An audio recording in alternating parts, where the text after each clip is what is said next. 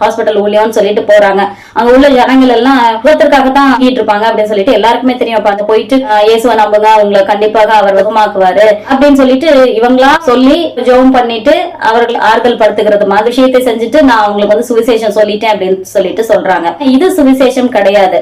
அதாவது ஒருவேளை அந்த நோயாளி பிழைக்கலாம், பிழைக்காமலும் போகலாம். அது தேவனுடைய திட்டம் எதுவாக இருக்கும்னு சொல்லிட்டு நமக்கு தெரியாது. நமக்கு தெரியாமலேயே யாராவது ஒருத்தட்ட போய் உங்களை ஆண்டவர் சுகப்படுத்திடுவாரு, அதனால நீங்க அவரை ஏத்துக்கோங்க அப்படின்னு சொல்றதுல பிரயோஜனம் இல்ல. ஒருவேளை ஆண்டவர் வேறு விதமான முடிவை அவருக்கு வைத்திருந்தார். அந்த நேரத்துல நீங்க அவருடைய பாவ மன்னிப்பிற்கென்று அவருக்கு நீங்க அறிவுறுத்தாம, அவரை ரட்சிப்புக்குள்ள வழி நடத்தாம, நீங்க வெறுமனே அவரை இயேசு கிறிஸ்து சுகப்படுத்துவார்னு சொல்லிட்டு நீங்க பொய்யா சொல்லி அவர் ஒருவேளை இறந்து போயிட்டாரு அப்படின்னு சொன்னா அந்த ஆத்மாவுடைய கணக்கை தேவன் நம்மிடத்துல தான் கேட்பார். முதல்ல நம்ம இழிவான சுவிசேஷம் எது அப்படிங்கறத தெரிஞ்சு வைத்திருக்கிற நபர்களாக இருக்கணும். சோ இது ஆண்டவர் சொல்லாத எதையும் சொல்லி நீங்க தேவனை பின்பற்றும்படியாக அவர்களை கூப்பிட வேண்டிய அவசியம் இல்லை. அப்படி வேதம் நமக்கு கற்பிக்கிறதும் இல்லை.